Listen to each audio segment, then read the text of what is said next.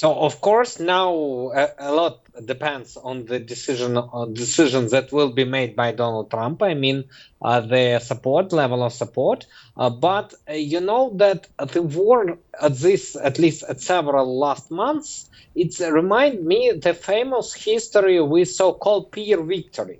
In time of ancient Rome, when Tsar Peer, he received territory but losing people, and every his next victory means losing soldiers for him. The same situation now happening in Ukraine, when Russia on the one hand succeed to conquer more and more territory, but on the other hand they received really big losses, let's call it so. Of course Ukraine losing its people too, but compared to Russia not such a big quantity. And Western countries see that approaches. Western countries, first of all, watching for the role of Northern Korean soldiers in the war of Russia against Ukraine, the participation of Northern Korea army. Practically, let's be frank, so Ukraine now in war not only with Russia, but with Northern Korea too, as we see according to their soldiers. That's why they're building their scenarios according to that situation. But, you know, my personal focus that, as I said, economy will play much more bigger role next year. And if you look at, for example, exchange rate of Russian ruble, what happened today, what happened yesterday, is they have another problem, the same that Russia had at the end of November.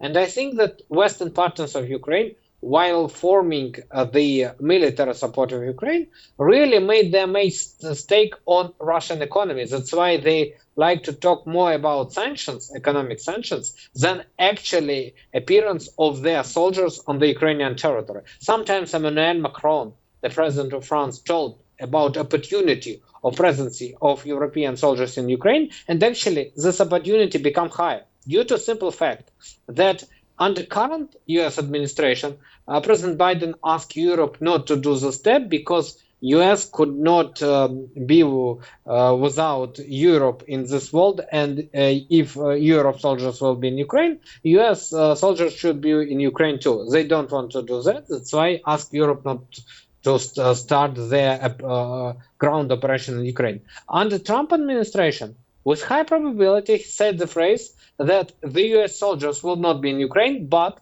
they will not ban to European partners to do military operation in Ukraine. That's why I think the probability of materialization of Emmanuel Macron idea of appearance of European soldiers in Ukrainian territory, with high probability it can happen. Not at 100%, of course, but the probability, as I said before, become higher.